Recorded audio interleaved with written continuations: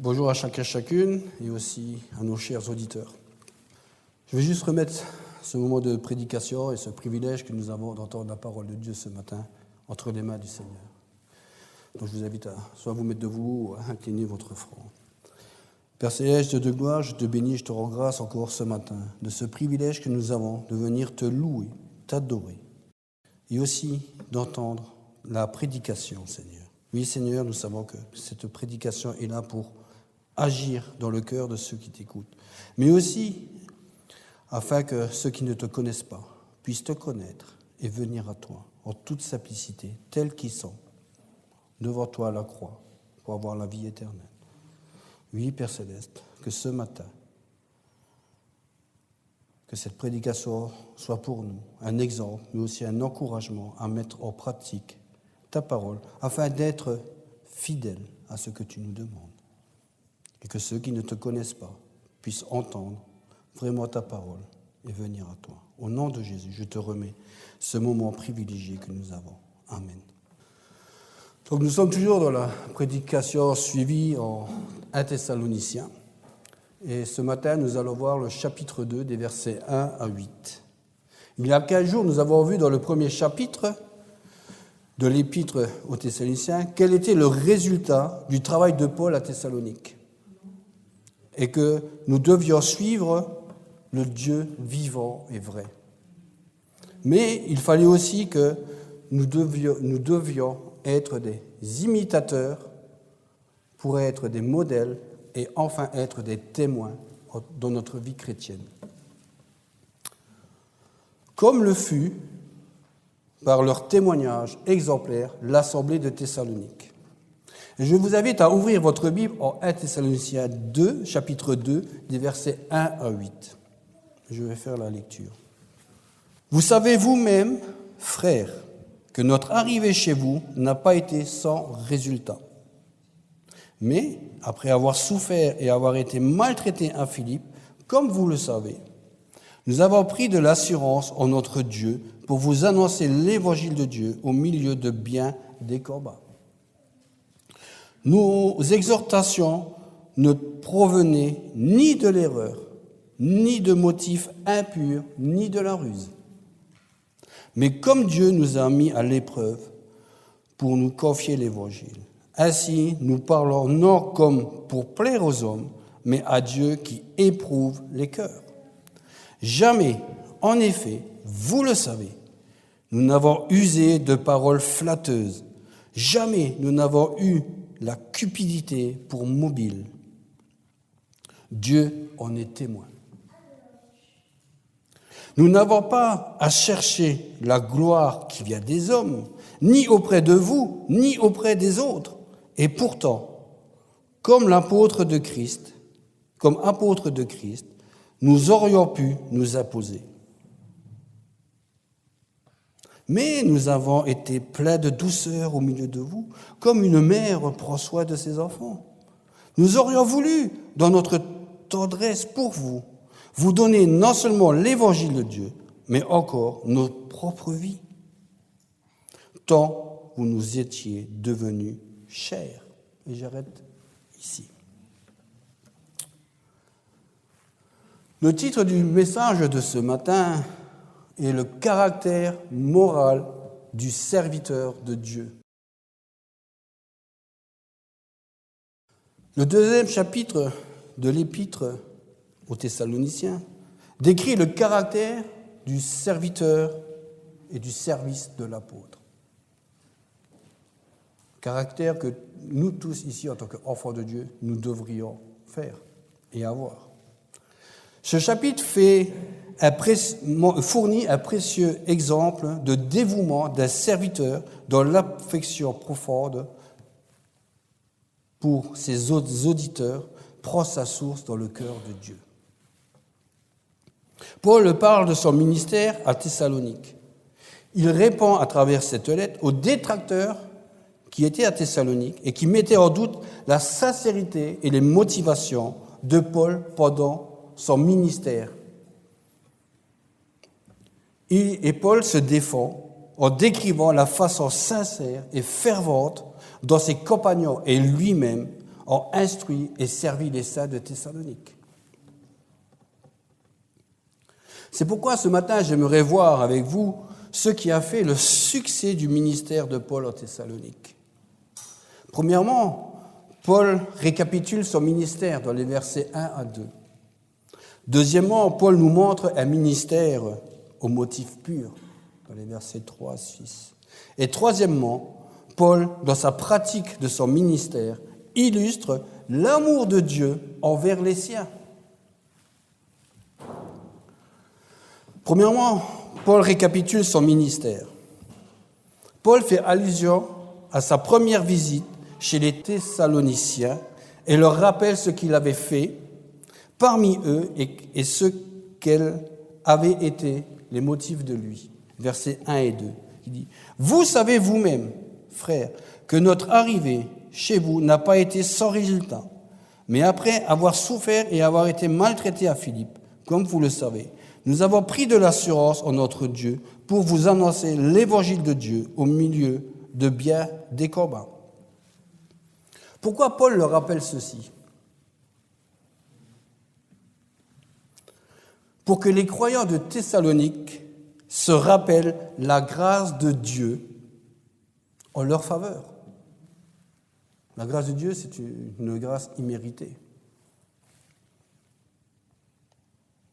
Et les Thessaloniciens savaient bien quelle avait été l'entrée de l'apôtre Paul parmi eux.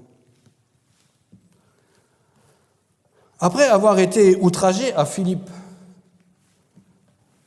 en Actes 16, versets 11 à 17, verset 1,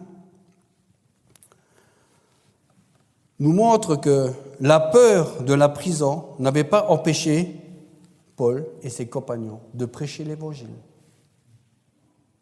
Paul n'était pas venu à Thessalonique pour s'y réfugier. Il était venu pour annoncer la bonne nouvelle de la parole de Christ. Afin de gagner cette ville à l'Évangile. Son entrée n'avait pas été vaine, puisque des fruits pour Dieu avaient été produits. La prédication de l'Évangile était accompagnée de beaucoup de combats. Ce n'est pas parce qu'il y a de l'opposition que cela indique que nous ne sommes pas dans la volonté de Dieu. En réalité, c'est tout le contraire. Dès que l'Église grandit en maturité spirituelle et qu'elle grandit en nombre, l'ennemi se mobilise afin d'essayer de détruire l'œuvre de Christ, l'œuvre de Dieu. En dépit des obstacles que Satan mettait et met encore aujourd'hui en place pour empêcher l'œuvre de Dieu, nous devons prendre exemple sur l'apôtre et ses compagnons, qui pouvaient compter sur la puissance du Seigneur pour soutenir leur combat spirituel. Éphésiens 6, 11 à 12 nous dit « Revêtez-vous de toutes les armes de Dieu, afin de pouvoir tenir ferme contre les ruses du diable. Car nous n'avons pas à lutter contre la chair et le sang, mais contre les dénominations, contre les autorités, contre les princes de ce monde de ténèbres, contre les esprits méchants dans les lieux célestes. » Paul et ses collaborateurs ont pris de l'assurance lorsqu'ils étaient en prison. Et ils ont été audacieux parce qu'ils ont continué de prêcher l'évangile de Dieu. Amis et auditeurs, Dieu nous donnera toujours la force et le courage nécessaires pour faire face à ce qu'il nous demande. Quels que soient les obstacles qui peuvent se présenter devant nous.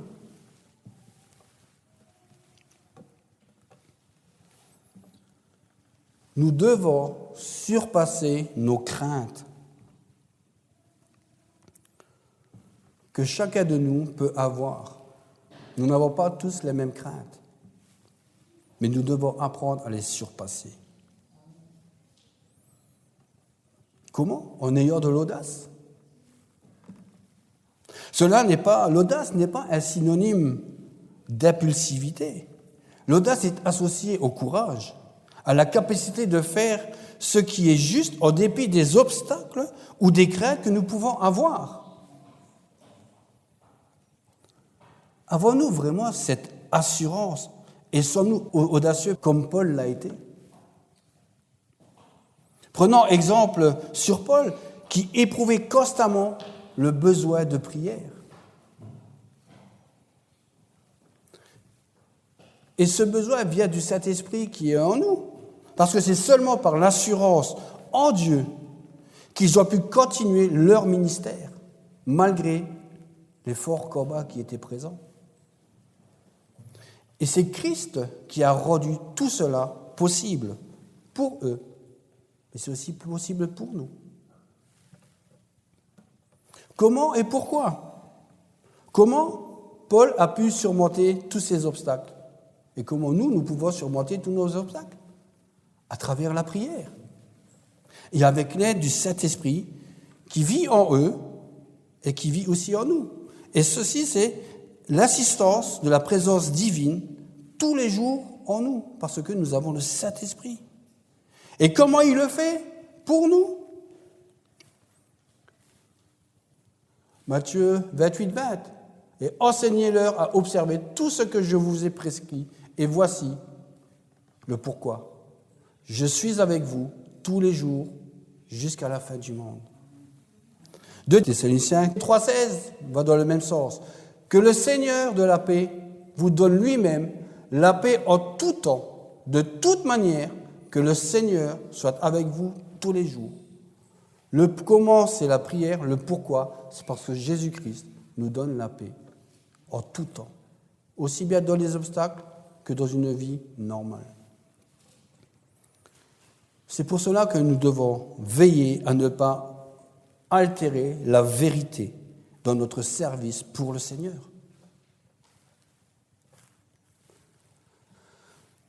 Deuxièmement, Paul nous montre maintenant un ministère au motif pur, des versets 3 à 6. Nos exhortations ne proviennent ni de l'erreur, ni de motifs impurs, ni de la ruse. Mais comme Dieu nous a mis à l'épreuve pour nous confier l'Évangile, ainsi nous parlons non comme pour plaire aux hommes, mais à Dieu qui éprouve les cœurs. Jamais, en effet, vous le savez, nous n'avons usé de paroles flatteuses, jamais nous n'avons eu la cupidité pour mobile. Dieu en est témoin. Nous n'avons pas cherché la gloire qui vient des hommes, ni auprès de vous, ni auprès des autres. Et pourtant, comme apôtres de Christ, nous aurions pu nous imposer. Paul a commencé à répondre au contenu précis des accusations qui étaient faites à Thessalonique. Des accusations évidemment fausses que les faux enseignants juifs ont portées contre Paul. Mes amis, auditeurs, savez-vous que la calomnie est une persécution difficile à supporter? À cette époque, tout comme aujourd'hui, qui voulait croire que Paul n'avait vraiment rien à se reprocher? Même si Paul avait été entièrement disculpé par les autorités de la ville. Et même encore aujourd'hui, lorsqu'on a une étiquette sur le dos, même si ce n'est pas vrai, l'étiquette reste. Il y a un dicton qui dit « Il n'y a pas de fumée sans feu ». Vous savez pourquoi ce dicton existe? Parce que l'être humain, non régénéré, est friand de tout ce qui peut détruire une personne, aussi bien physiquement que moralement. Il fera tout pour détruire. Mes amis et auditeurs, frères et sœurs, Paul emploie 3 mots différents. Il emploie l'erreur, des motifs impurs, la fraude, pour affirmer l'authenticité de son ministère chrétien, qui se situe à l'opposé ou à l'antipode des caractéristiques des faux enseignants. Même encore aujourd'hui, il y a beaucoup de faux enseignants. C'est pour cela qu'il nous faut du discernement. Paul explique qu'ils étaient des témoins de Christ intègres et véritables. Il ne faut pas oublier qu'il n'y avait pas que Paul. Il y avait aussi Sylvain et Timothée et d'autres compagnons. Et nous allons prendre dans l'ordre les 3 mots utilisés par Paul. Paul affirme que son message était vrai, non basé sur le mensonge ou l'erreur. Paul enseignait la vérité de la parole de Dieu, c'est-à-dire la bonne nouvelle, Christ. La parole de Dieu conduit toujours à la sainteté, alors que beaucoup de religions païennes associent l'immoralité à leur culte et une fausse doctrine de qui est Christ. Le deuxième mot que Paul utilise, c'est des motifs impurs. L'erreur doctrinale et l'impureté morale sont souvent liées. 2 Pierre 2, 18 à 19 dit ceci. Avec des discours enflés de vanité, ils amorcent par les convoitises de la chair, par les dissolutions, ceux qui viennent à peine d'échapper aux hommes qui vivent dans l'égarement. Ils leur promettent la liberté quand ils sont eux-mêmes esclaves de la corruption, car chacun est esclave de ce qui a triomphé de lui. La conduite de Paul était pure parce que sa conscience ne le condamnait pas. 2 Corinthiens 1, verset 12. En effet, voici notre sujet de fierté et le témoignage de notre conscience.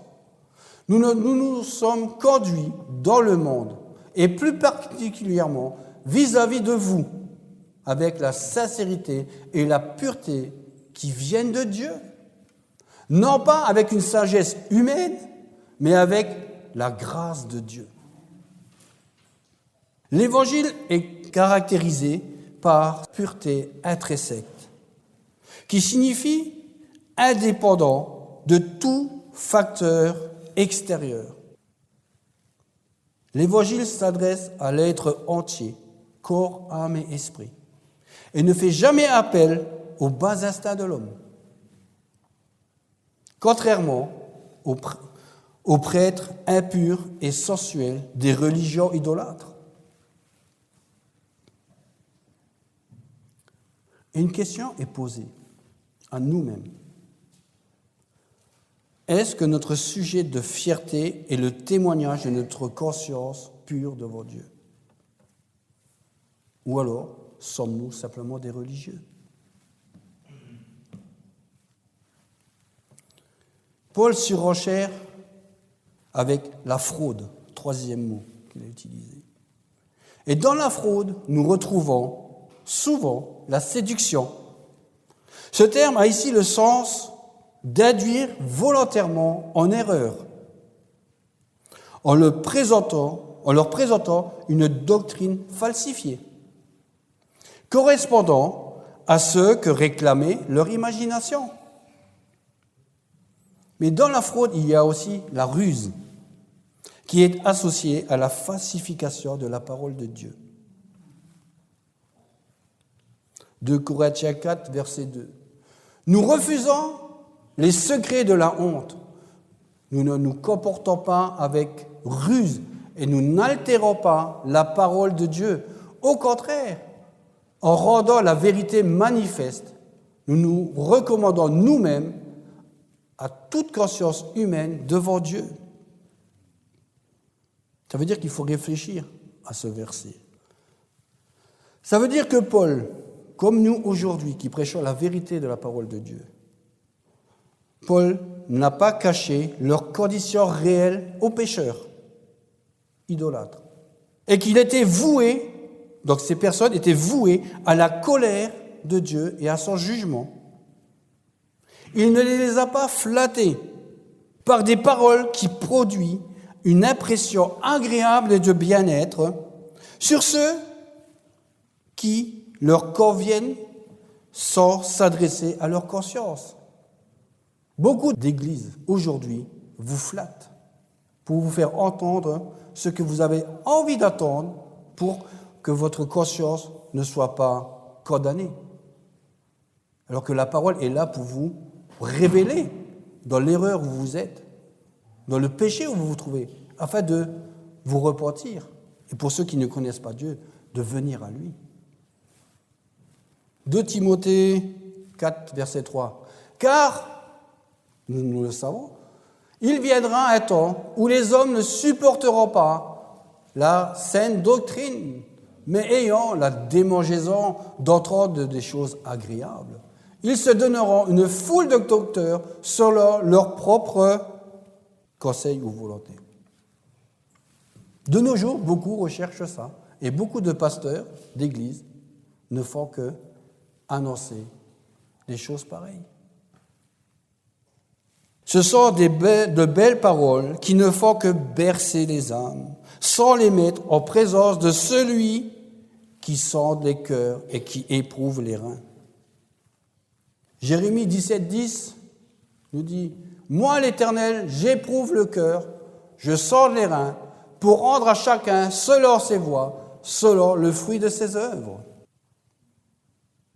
Paul était responsable de l'évangile qui lui avait été confié par Christ et il présentait l'évangile avec le désir de plaire à Dieu et non aux hommes. Nous, aujourd'hui, à qui voulons-nous plaire? À Dieu ou aux hommes en prêchant la bonne nouvelle? Beaucoup de pasteurs préfèrent prêcher aux hommes et non plaire à Dieu pour qu'ils puissent être élevés. Mais ce n'est pas ce que la parole de Dieu nous demande. Paul avait été appelé par le Seigneur lui-même pour une chose, porter son nom devant les nations et les rois et les fils d'Israël. Acte 9, verset 15. Mais le Seigneur lui dit, « Va, car cet homme est un instrument que j'ai choisi pour porter mon nom devant les nations, devant les rois et devant les fils d'Israël. » Nous, en tant qu'enfants de Dieu, nous tous, pas que le prédicateur ou le pasteur, nous tous, en tant qu'enfants de Dieu, nous devons apporter ce message de la bonne nouvelle à travers notre témoignage dans notre vie, mais aussi à l'extérieur lorsqu'on discute avec des gens. Nous sommes tous appelés à faire ceci. Tous ne sont pas appelés à être prédicateurs ou enseignants ou quoi que ce soit, mais nous avons tous l'obligation, en tant qu'enfants de Dieu, si nous avons réellement Christ en nous, d'annoncer l'Évangile. Paul est passé par d'innombrables épreuves différentes, ce qui a mis en évidence qu'il fut approuvé de Dieu. Alors, mes amis et prédicateurs, enseignants, pasteurs, ne cherchons pas à adapter nos prédications et enseignements à nos auditeurs pour chercher à leur plaire, mais ayant affaire à Dieu afin de proclamer l'évangile de Christ dans la vérité de la parole de Dieu. 1 Pierre 4, 11. Si quelqu'un parle, que ce soit comme annonçant les oracles de Dieu, si quelqu'un remplit un ministère, qu'il le remplisse selon la force que Dieu communique, afin qu'en toute chose, Dieu soit glorifié par Jésus-Christ, à qui appartiennent la gloire et la puissance au siècle des siècles. Amen. Nous devons proclamer la vérité de la parole de Dieu dans ce qui est la vérité, et non pour plaire aux hommes.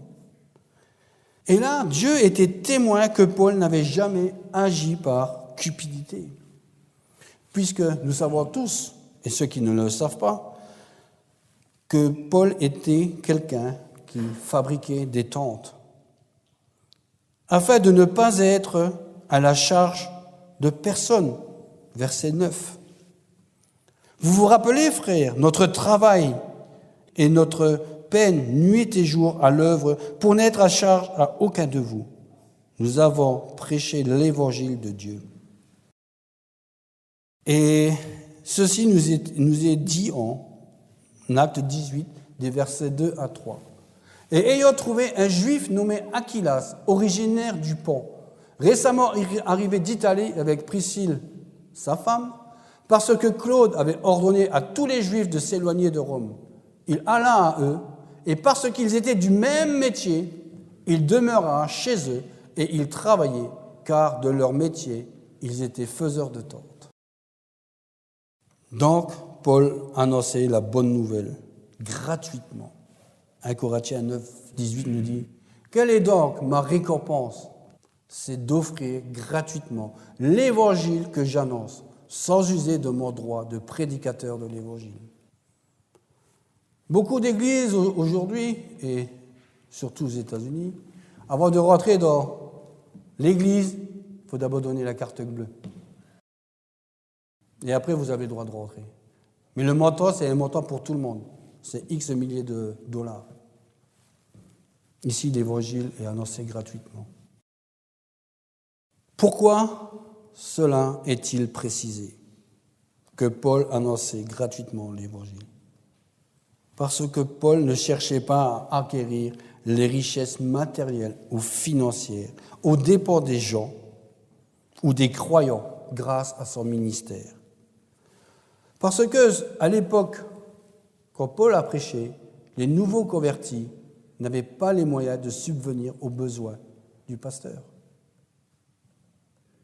Ils étaient pauvres. Et Paul a préféré annoncer gratuitement que de demander quoi que ce soit à quelqu'un, parce qu'il avait un métier. La cupidité pour prétexte est en fait une extension de la flatterie dans laquelle une personne œuvre ou encore masque son véritable motif. Et tout cela était évident dans le contexte de l'époque, parce que certains accusaient Paul pour des motifs impurs que nous avons vus dans le verset 1 du premier chapitre et aussi ici au verset 2. Et cela se trouve en Acte 16, versets 20 à 21. Et les ayant conduits au prêteur, ils dirent « Cet homme-là trouble notre ville. Ce sont des Juifs et ils annoncent des coutumes qu'il ne nous est pas permis de recevoir ni de suivre, à nous qui sommes Romains. » Là, il faut revenir dans le contexte pour comprendre ce verset. Mes amis, la cupidité n'est que de l'idolâtrie. Colossiens 3, 5. Faites donc mourir les membres qui sont sur la terre. L'impudicité, l'impureté, les passions, les mauvais désirs et la cupidité, qui est une idolâtrie. L'amour de l'argent. Gardons-nous de l'idolâtrie et donnons toute la primauté à Christ dans notre vie. De nos jours, comme à l'époque de Paul, il y a des manipulateurs qui aiment trop utiliser des paroles flatteuses pour influencer des personnes à faire ce qu'ils désirent et en même temps, ils les conduisent dans l'erreur de la vérité. Le profiteur, celui qui aime l'argent, cherche à exploiter ses victimes afin de s'enrichir. Il est intéressant de souligner une phrase importante que Paul mentionna au verset 4. Dieu nous a jugés dignes de nous confier l'Évangile. Les profiteurs ne sont pas dignes. Cela veut dire qu'aujourd'hui, il y a des gens qui sont forcément indignes pour annoncer l'Évangile. Ce texte nous enseigne et nous révèle que l'indigne est celui qui prêche l'erreur de la parole de Dieu et qui a des motifs impurs et qui est frauduleux. Dieu recherche des personnes, des serviteurs plutôt, authentiques, Alors, mes amis, soyons donc vrais dans ce que nous disons et faisons de la parole de Dieu. En toutes choses, aussi bien dans l'assemblée que dans notre vie chrétienne de tous les jours, soyons des serviteurs, je dirais même plus, des disciples authentiques de Christ. Nous devons comprendre que nous ne parlons pas ici d'une imperfection absolue dans notre comportement, mais nous parlons d'authenticité de cœur. Parce que malgré nos imperfections humaines, nous pouvons être des prédicateurs, des témoins sincères et dignes de confiance afin de proclamer la bonne nouvelle de Christ. Le message nous a été annoncé à nous, enfants de Dieu, dans un vase de terre, c'est-à-dire qui est fragile, pour annoncer la bonne nouvelle. Dieu ne l'a pas donné à des riches et à des personnes influentes. Paul n'a jamais accommodé sa prédication au goût du jour pour obtenir l'approbation de ceux qui l'écoutaient, c'est-à-dire de l'approbation des hommes. La vérité est absolue et exige une totale loyauté du serviteur et du disciple de Christ. Et la seule gloire de Paul était d'être approuvé de Dieu. Est-ce que notre seule gloire à nous est d'être comme Paul, d'être approuvé de Dieu ou être approuvé des hommes? Et pourquoi Paul désirait être approuvé de Dieu? Parce qu'il ne craignait pas que Dieu vienne le sonder et qu'il examine les intentions de son cœur. Est-ce que nous, aujourd'hui, nous sommes comme lui? Est-ce que moi, aujourd'hui, je crains que Dieu vienne sonder mon cœur et qu'il examine les intentions de mon cœur? Si j'ai rien à me reprocher, que je suis fidèle à sa parole, pas besoin de m'inquiéter. Si j'écoute le Saint-Esprit qui vit en moi, je n'ai pas besoin de m'inquiéter. Par contre, si je refuse du Saint-Esprit qui parle en moi, parce que j'ai péché ou j'ai fait quelque chose, là, il faut peut-être s'inquiéter un peu. Alors, est-ce que notre gloire est d'être approuvé des hommes ou de Dieu? Mon frère, ma sœur et auditeur, être approuvé et approuvé, vous savez ce que c'est? C'est le sceau que Dieu met sur un serviteur fidèle. On passe par des épreuves pour être approuvé. Si vous cherchez l'honneur de la part des hommes, ceci est un véritable danger, parce que Dieu s'oppose aux orgueilleux. Et nous savons tous que l'orgueil précède la chute. Veillons à ne pas altérer dans notre service pour le Seigneur la parole de Dieu, qui est la vérité. Troisièmement, Paul, dans la pratique de son ministère, illustre l'amour de Dieu envers les siens. Versets 7 à 8. Mais nous avons été pleins de douceur au milieu de vous, comme une mère prend soin de ses enfants. Nous aurions voulu, dans notre tendresse pour vous, vous donner non seulement l'évangile de Dieu, mais encore notre propre vie, tant vous nous étiez devenus chers. Au lieu d'être arrogant et dominateur, l'apôtre Paul dit qu'il était doux dans son approche ministérielle envers ceux de l'église de Thessalonique. Paul compare sa conduite envers les Thessaloniciens à l'attitude d'une mère nourrissant ses enfants. Ceci illustre l'amour de Dieu envers les siens. L'attitude de Paul pour les Thessaloniciens était de la même nature d'une mère qui était prête à sacrifier sa vie pour ses enfants. Que pouvons-nous remarquer? Paul était conforme à l'attitude de Christ, en Matthieu 20, 28. Christ s'est sacrifié pour ceux qui allaient par la foi en lui naître de nouveau dans la famille de Dieu. Paul a partagé l'évangile de Dieu, c'est-à-dire la bonne nouvelle au sujet de la réconciliation qui vient de Dieu par la foi en Jésus-Christ. Mais son amour pour les frères était assez profond au point que lui-même et ses compagnons auraient donné leur propre vie pour les sauver. Parce que Paul et ses compagnons, et ce que nous devons faire aussi aujourd'hui, On doit se rendre compte que ces nouveaux convertis avaient besoin de soins et il accomplissait son ministère avec toute la sollicitude d'une mère pour ses enfants. Et la question se pose, est-ce que les pasteurs de ce siècle ont la même sollicitude que Paul pour son troupeau?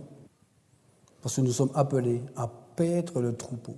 Paul mettait tout son cœur pour son troupeau, comme Jésus-Christ a mis tout son cœur et toute sa vie pour enseigner et sauver ceux qui devaient venir à lui.